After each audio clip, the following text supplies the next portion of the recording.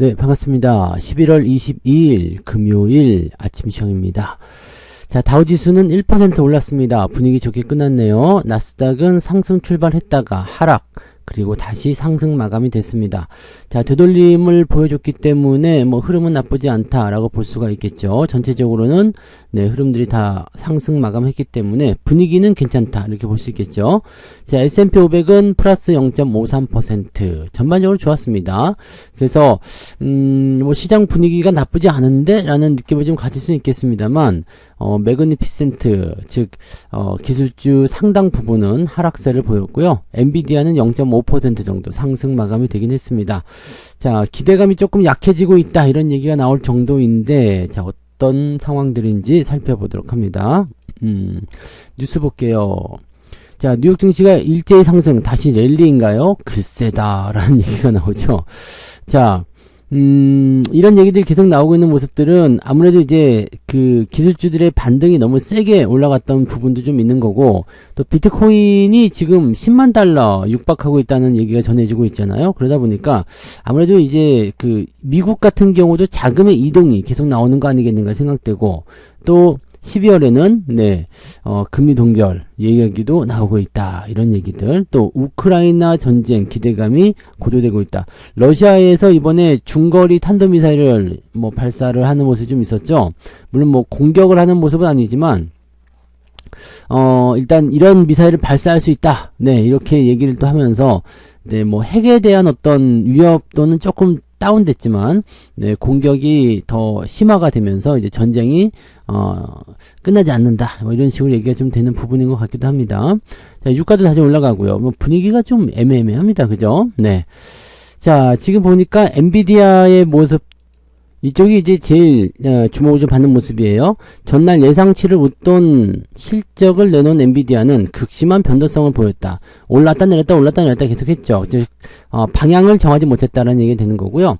0.53% 상승 마감을 했습니다. 근데 이거는 나쁘지 않았어요. 그죠? 네, 나쁘지 않았습니다. 근데 컨퍼런스 콜에서 블랙웰의 출하 이게 11월부터 시작이 되고 실제적으로는 여전히 수요가 공급을 초과하고 있다. 그래서 뭐 나쁘지 않다라는 얘기를 하고 있습니다만 시장에서는 뭐 일부러 그렇게 하는지 모르겠습니다만 그거 과연 네, 믿을 수 있겠느냐라는 식으로 얘기가 나오는 거예요. 그리고 엔비디아가 내놓은 4분기 매출 전망치 이것도 말이 조금 많은 편이죠. 네. 시장의 높은 기대치를 충족하지 못했다라고 하지만, 실제로 이제, 엔비디아의 4분기 매출 중간값은 375억 달러, 애널리스트 평균 예상치는 371억 달러, 넘었잖아요. 넘었긴 한데, 일부 애널리스트가 내놓은 410억 달러에 달하지는 못했다. 이게 뭔 소리야? 네. 그죠? 네. 이렇게 치면은, 뭐, 그 상단 부분을 넘어서야 된다. 이런 얘기가 되는 건데, 뭐, 계속적으로 이렇게 얘기가 나오기엔 좀 애매하지 않습니까? 그래서, 이거는, 네, 시장에서 좀 억지성이 있다. 뭐 그런 얘기들이 좀 나오는 것 같아 보여요. 네. 엔비디아 실적은 정말 좋았고, 일부 수치는 실망스러운 부분도 있지만, 기대치가 높은 예상치 이게 제일 큰 문제인 것 같아요. 자, 그리고 인공지능과 엔비디아의 펀더멘탈은 계속적으로 견고하고 내년도 긍정적이다. 이게 사실은 사실인데 이 기대치가 높은 예상치 이 팩트가 아닌 부분에 대한 실망을 한다는 것은 조금 안타까운 부분이죠. 자, 그 외에 매그니피센트는 일제히 하락했다. 애플은 0.2%, 마이크로소프트는 0.4%, 아마존은 2%, 알파벳이 좀 많이 빠졌어요. 4.56%, 메타는 0.4, 테슬라 0.7 모두 약세를 보였다. 다 마이너스로 진행이 된 거죠. 이거를 생각하면은 엔비디아는 그래도 플러스 0.5이기 때문에 나쁘지 않습니다. 나머지는 다 빠졌는데요. 자, 알파벳이 많이 떨어진 이유는 요거요. 독과점을 해소하기 위한 모습. 이 엔비디아의 독과점도 약간 문제가 될 수도 있지 않겠는가 생각되긴 하는데 아무튼 그 부분은 일단 대제품이 없기 때문일 수도 있겠다 판단은 됩니다. 자, 아무튼요. 자, 지금 구글의 모회사 알파벳은 경쟁 당국 중 하나인 미 법무부가 법원에 구글의 검색시장 독과점을 해소하기 위해서 웹브라우저 크롬의 강제 매각을 명령해달라. 자, 그러니까 크롬을 이제 알파벳에서 분리해라 뭐 이런 식으로 얘기가 나오는 거죠. 미국은 이 독과점법에 대해서 기업 분리 이 부분에 대해서 진심이긴 합니다. 그래서 완전히 조각조각 내버리거든요. 그러니까 이런 내용들이 나타날 수도 있는데, 크롬의 강제 매각을 명령해달라. 글쎄, 이게 바로 진행될지 안 될지 모르겠습니다만, 이게 이 요청을 했다는 소식 하나 때문에 뭐 주가가 계속 떨어질 것 같지는 않습니다만, 이렇게 됐을 경우에 미치는 파장은 알파벳에게는 상당한 타격을 줄 수가 있겠죠. 그런 부분들이 되는 것 같고요. 또 아마존 같은 경우도 아마존닷컴에서 자사상품 우대에 대한 조사를 받을 가능성이 크다라는 것은 그럴 수도 있다라는 얘기라서 아직까지는 확실하지 않습니다만은, 그럴 수도 있다라는 것이 이제 불안 요소가 항상 작용이 되는 내용이 좀 되겠죠. 자, 그 다음에 미국 고용은 여전히 탄탄했다. 실업시장 청구 건수가 21만 3천 건. 오히려 감소를 했네요. 전망치는 조금 높게 잡았었는데, 오히려 감소가 돼버려가지고, 고용이 좋다. 고용이 좋다는 것은 금리를, 인하할 필요가 없지 않겠느냐라는 식으로 얘기가 나오는 상황이 되는 겁니다. 그래서, 지금 이제, 12월 달에는 FMC가 또 있잖아요. FMC가 있는데, 여기 대해서 이제 이 주목을 계속하는 모습이 좀 있겠죠. 근데 이쪽에서 이제 금리를 동결한다라고 된다면 조금 애매할 수 있습니다. 자, 12월 17일, 18일. 일단은 실업률, 그 다음에 CPI 지표까지 모두 다 확인하고 나서 FOMC가 진행되기 때문에 경제 지표에 따른 변동성은 계속 나타날 것 같은데, 만약에 실업률이 좋아진다. 그 다음에 CPI 지표가 다시 나빠진다. 이런 식으로 나오게 된다라면 조금은 이제 금리 인하에 대한 가능성이 줄어들 수도 있다. 이렇게 볼 수가 있겠죠. 근데 금리는 낮추는 게 맞는데, 금리를 낮추지 않겠다고 하면은 애매할 수 있겠습니다. 우리나라는 그러면 금리를 낮추지 않는 상태로 갈 수 있잖아요. 자, 좀 피곤한 상황이 일어날 수 있겠습니다. 우리나라 금통위는 28일입니다. 다음 주에요. 미국은 28일 날 추수감사절로 해서 휴장을 하지만 우리는 금통위를 연단 말이죠. 자, 그러면 이제 다음 주 주말장은 상당히 조금 변동성이 좀 있을 수 있지 않을까. 우리나라가 이제 금리를 더 낮출 것인가, 아니면은 그냥 버티고 들어갈 것인가. 만약 우리가 버티고 들어갔을 때 미국이 금리를 낮춰버린다. 이렇게 되면 또 골치 아플 수도 있거든요. 근데 금리를 미국이 유지를 할 것인가, 이런 복잡한 얘기인 것 같습니다. 그래서 지금 당장의 포인트는 사실은 잘 모르겠다 이렇게 봐야 되겠죠. 그러니까 그래가지고 시장에 대한 관점들이 완전하게 어느 쪽 방향을 지향하고 있다는 것이 아니라 그냥 좀 지켜보자라는 식으로 조금 애매한 상황들이 나오고 있다, 이렇게 보셔야 될 것 같은 느낌이죠. 그런 쪽이고요. 국내 석유화학 업체들 조금 안 좋은 것 같아 보이죠. LG화학, 롯데케미칼, 하나솔루션, 금호석유화학, 이 적자가 지금 계속 일어나고 있다는 얘기가 있습니다. 중국발 먹구름, 울상, 최근에 이제 주가가 좀 많이 떨어진 부분도 좀 있었어요. 이 케미칼 부분에서 주가 하락률이 좀 일어났고요. 이 부분은 전체적으로는 석유화학 업황에 대한 어떤 부담감, 이런 것들이 계속 있었다라고 볼 수가 없겠죠. 석유화학이 좀 부진을 겪는 이유는 경기가 부진할 경우에 나타나는 상황이 많습니다. 보통은 유동성 공급 이후에 경기가 호조세를 보이게 되면 석유, 케미칼 쪽에서의 실적이 늘어나긴 하거든요. 근데 이런 부분들이 별로 없다라는 것이 이제 가장 큰 문제겠죠. 롯데케미칼은 6,600억 원 누적 적자가 일어나게 됐고요. 금호석유만 지금 현재 유일하게 흑자입니다. 그래서 금호석유가 일단은 별표를 쳐볼 만한 내용이 좀 되지 않았을까 생각이 좀 됩니다. 그래서 일단은 흑자이긴 한데 이 실적률이 조금 줄어들었다 정도로 되어 있는 거죠. LG화학은 적자 축소지만 적자. 하나솔루션은 적자 전환이 됐고요. 그 다음에 롯데케미칼은 적자가 확대가 되는 모습, 이렇게 됐습니다. 그래서 전체적으로는 이제 석유화학 업체들이 썩 좋지는 않다라는 부분인 거고, 금호석유화학은 유일하게 흑자, 그나마 좀 나은 편이에요, 얘는. 근데 이 석유화학 업종에 대해서 어떻게 봐야 되느냐, 우리가 그냥 쉽게 생각하면 입고 있는 옷부터 시작해서 플라스틱 제품들 모두 다 이제 석유화학입니다. 그러니까 경기가 좋아지기만 하면 수요가 늘어나게 되면서 분위기가 역전될 수 있는 상황이 좀 되긴 되겠습니다. 근데 요 부분이 지금 별로 나타나지 않고 있다는 얘기잖아요. 그래서 그런 내용들이라고 보시면 되죠. 지금 재고자산 같은 경우는 롯데케미칼은 2조 8,500억 조금 늘었네요. 근데 LG화학은 네 2조 200억에서 2조 7천억 34% 증가했고요. 금호석유화학도 많이 늘었네요. 7,500억에서 1조 원대. 뭐 재고자산은 많이 늘어났네요. 그래서 괜찮은 모습이긴 합니다. 그죠? 자, 중국발 공급 과잉. 이거는 사실 중국하고 붙으면 사실 이기기가 좀 어렵습니다. 중국이 그냥 마음대로 찍어낼 수 있는 그런 형태의 뭐랄까요, 이렇게 경쟁력이 많이 없는 그런 부분들. 만약에, 옷이다. 중국이 많이 만들 수 있잖아요. 이런 것들 쉽지 않아요. 그리고 뭐 어떤 원재료 이런 부분들도 그냥 쉽게 접근할 수 있는 정도의 부분들이라면 중국이 네 가격을 많이 낮춰가지고 공급 과잉으로 진행할 수 있기 때문에 상당한 부담감이 좀 있을 수가 있겠죠. 그나마 이제 반도체 쪽이 버티고 있는 것은 초격차죠. 네, 이 중국이 따라갈 수 없는 그 수준으로 지금 들어가 있기 때문인데 만약에 중국이 우리나라와 똑같은 그런 HBM3 뭐 8단, 12단 이렇게 만들어낸다.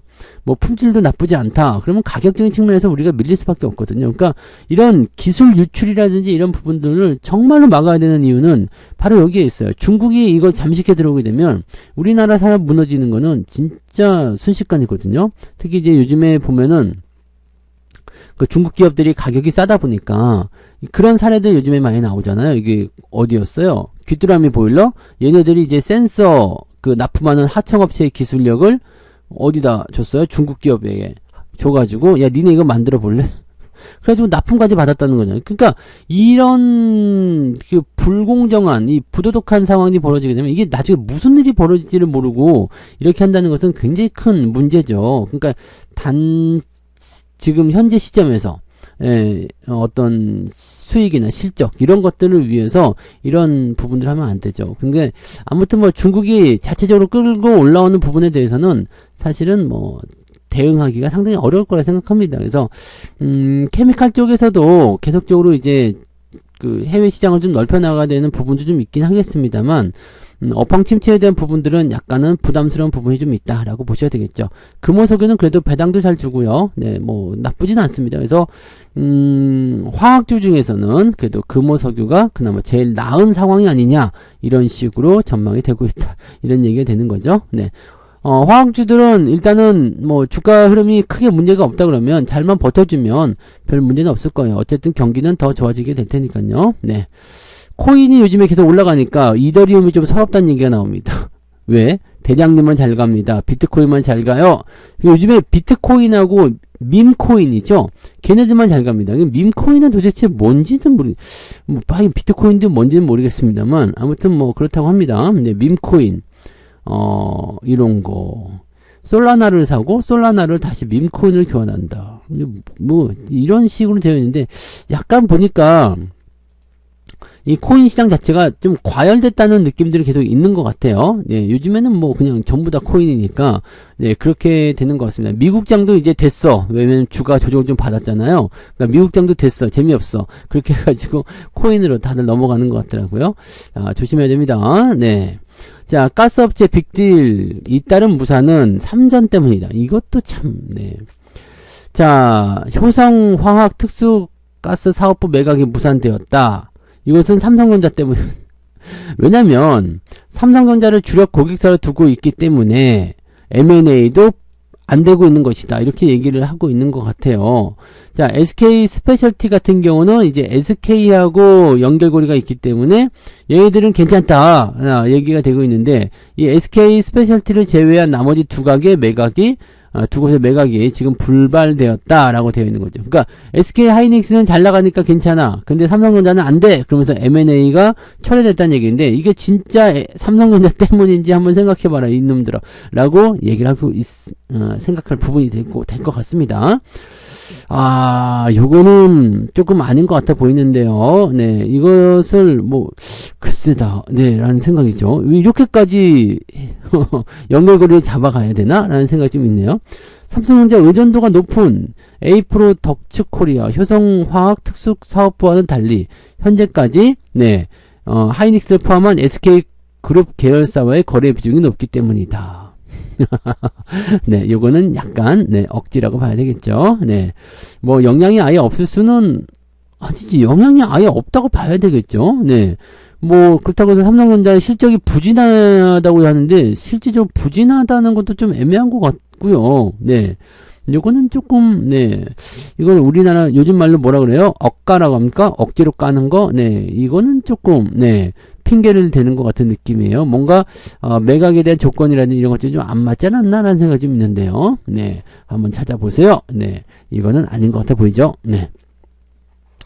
자, 그런 부분들, 네, 그 다음에, 엔비디아 성장 둔화 우려감이 잠깐 나타나게 되면서, 삼성전자와 SK 하이닉스 온도차가 나타났다. 오히려 삼성전자가 올라가고, 하이닉스가 떨어지는 상황이 벌어졌다. 이런 얘기인데요. 엔비디아 성장 둔화 우려감. 그러니까 엔비디아에 대한 기대감 자체가 좀 떨어졌어요. 근데 엔비디아에 대한 기대감을 과연 낮추는 게 맞는가라는 거죠.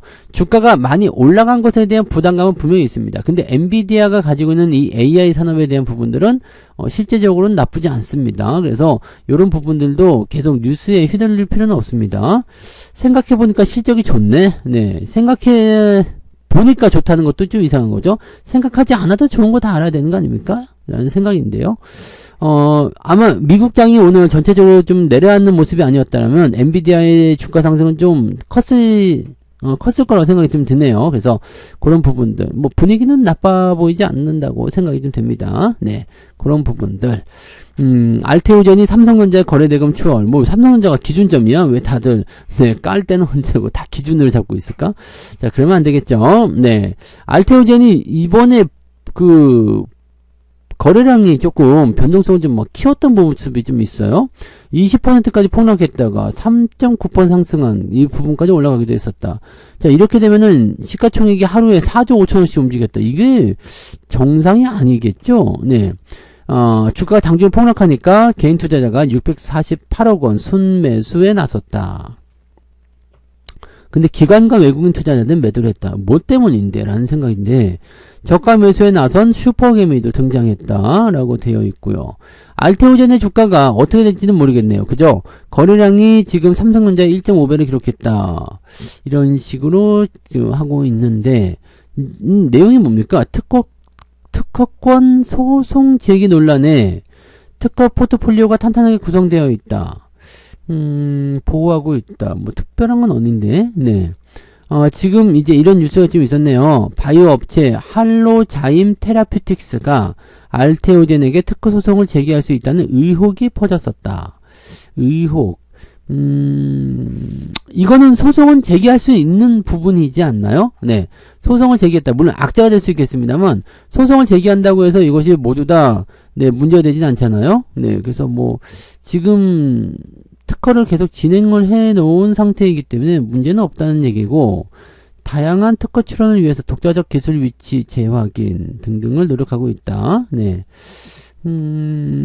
현재로서는 이제 회사 입장에서 문제 없다라는 식으로 얘기가 나오는 부분이 됐기 때문에 당장 이제 크게 뭐 부담이 될 만한 내용은 아닌 것 같아 보입니다. 근데 악재가 한번 나올 때마다 이렇게 크게 흔들리는 모습들은 주가가 약간 네, 애매한 위치에 들어가 있는 거 아니냐라는 판단이 좀 들 수는 있겠습니다. 그죠? 네, 변동성이 크게 이렇게 아니 뭐 이런 악재들이 확실시된 것도 아닌 상황에서 20%나 떨어진다. 그리고 밑에서 또 다 받아 올린다. 회사가 또 얘기했다. 와, 이런 것도 조금, 네, 고민할 필요는 있을 것 같아 보입니다. 이게 오늘 어떻게 변화가 있을지는 좀 살펴봐야 되긴 하겠습니다만, 네, 만약에 오늘, 네, 매도세가 계속적으로 이어지게 된다라면 부담감은 더 커질 수 있어요. 왜냐면 밑에서 매수하는 부분들은 한계점이 있거든요. 그러니까 요거는 일단 매도가 좀 멈추는 상황이 돼야 된다. 네, 이 상황을 조금 진정시키는 모습이 있어야 된다. 근데 상황이 안 좋게 돼서 변동성이 더 커진다라면 요 부분은 약간 주의를 좀 하셔야 될 것 같다. 판단이 좀 들어요. 그 내용도 체크하시고요. 네. 자, 그 다음에 볼만한 거 거래 부진에 신음하는 네, 코스닥 소형주들. 몇 천만원 매물에도 주가 휘청거려. 이거 왜 그래요? 거래가 없어서 그렇거든요. 거래가 너무 줄어서 주식하기 어렵다는 말이 나온다. 이거는 악재가 나오게 되거나 매도가 많이 나오게 되면 주가가 큰 폭으로 떨어지기 때문이거든요. 근데 여기에서 만약에 반대적인 이야기, 호재성 지르고 나오거나, 네, 매수가 조금 들어오게 되면 주가가 크게 올라갈 수도 있거든요. 요건 이제 반대적인 입장으로 봐서는 안 된다. 여기 보셔야 됩니다. 근데 문제는 이제 뭐냐면, 거래량이 너무 줄었다는 거죠. 이제 시장 자체의 거래량이 너무 줄었어. 거래량이 줄다 보니까 점점점 이런 부분에 대해서 변동성이 커지고 대응하기 힘드니까 다른 데로 또 빠져나가는 악순환이 계속 나타날 수밖에 없죠. 에이 말자라는 거. 지금 B2가 증가한 부분들도 가장 큰 문제가 될 수가 있는데 빚내서 투자한 부분들은 이 변동폭이 굉장히 취약하거든요. 왜냐면 그냥 순식간에 확 밀어버려.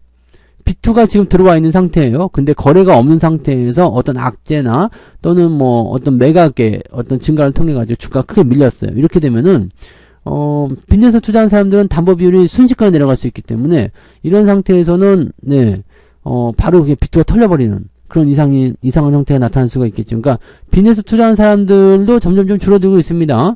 네, 지금은 이제 코스닥 신용거래 융자 감소폭이 굉장히 컸다. 네, 신용융자가 6조 원대로 떨어졌다라고 되어 있는데 올해 들어서 처음이래요. 융자 금액이 많이 줄어들고 있다는 부분들.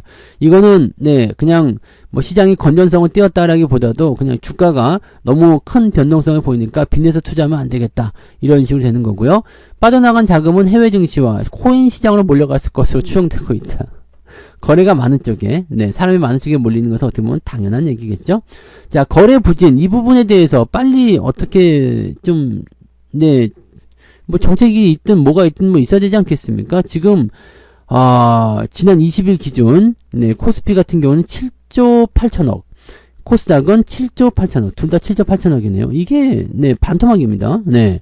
보통 평균 거래량의 반토막 정도밖에 안 된다 보시면 돼요. 그러니까 이 7조 원대 거래량이라는 것은 이거 말이 안 되는 부분이겠죠. 그러니까 이 거래 대금이 많이 줄어들고 거래가 줄어든다는 것은 시장 자체가 괴사될 수 있는 위기예요. 그래서 이런 부분들은 애매하다라는 쪽의 내용이 되는 거죠. 수천만 원에 달하는 매도 물량이 투매를 불러왔다. 이건 문제죠. 그러니까 거래가 없으면 호가창 들여다보시면 띄엄띄엄 나오거든요. 그러면 매도를 한번 걸어버리게 되면 내가 돈 1,000만 원 가지고도 주가를 한 5%, 10% 빼뜨릴 수가 있는 거죠. 그럼 그 밑에서 5%, 10% 떨어진 상태에서 주식을 담을 수 있는 거죠. 이런 것들이 이제 주가 작전에 이용되는 모습이기도 한데 뭐 그렇게 하다 보면 걸리긴 하겠지만 다른 사람이 하면 어떡할 거야? 내가 만약에 이쪽 계좌로 1,000만 원을 팔았어. 그리고 주가가 한 5%, 한 10% 떨어졌어. 그럼 그 떨어질 때마다 계속 내가 주워 담는다. 가격 싸게 갈아타기가 가능하다는 이야기입니다. 그러니까 이런 부분들은 작전으로 넘어갈 수가 있어요. 그래서 이런 것들 계속 보고 있을 수도 있겠습니다만, 거래량에 대한 부분들, 거래대금에 대한 부분들 반드시 뭔가 조치가 좀 필요하다. 정부 정책이 좀 필요하다. 뭐 이렇게 좀 생각이 들 수도 있겠고, 국내 시장을 좀 살리기 위한, 활성화시키기 위한 어떤 움직임들, 분명히 나와줘야 된다. 이렇게 보셔야 될 것 같죠? 자, 오늘은 전체적인 주가 상황은 어제와 비슷할 것 같습니다. 뭐 크게 문제될 건 없어 보이고요. 삼성전자가 어제 조금 올라온 모습이 좀 있었기 때문에 그 부분에 대한 기대감이 좀 작용이 된다면 주가가 조금 더 상승할 수 있는 가능성이 열리지 않을까라는 생각을 좀 해볼 수 있겠습니다. 그래서 그런 정도까지 우리가 판단하시면 될 것 같고요.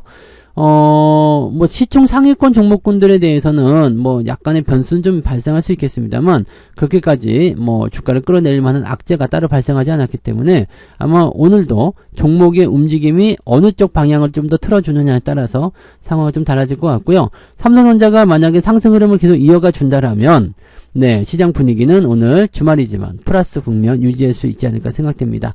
하지만 주말이니까요. 아침에 좀 올라서 시작하면은 오후에 애매해질 수가 있습니다. 그런 부분들은 꼭 체크를 해주시면 좋겠고요. 그래서 오늘 여기까지 이야기해 보도록 하고요. 주말이니까 파이팅 하시고요. 아침부터 너무 서두르는 매매 하지 않도록 주의하시기 바랍니다. 저는 장중시황 때 다시 올게요. 고맙습니다. 본 방송에서 제공되는 모든 정보는 투자 판단의 참고 자료이며 투자의 최종 책임은 본 방송을 이용하는 본인에게 있습니다.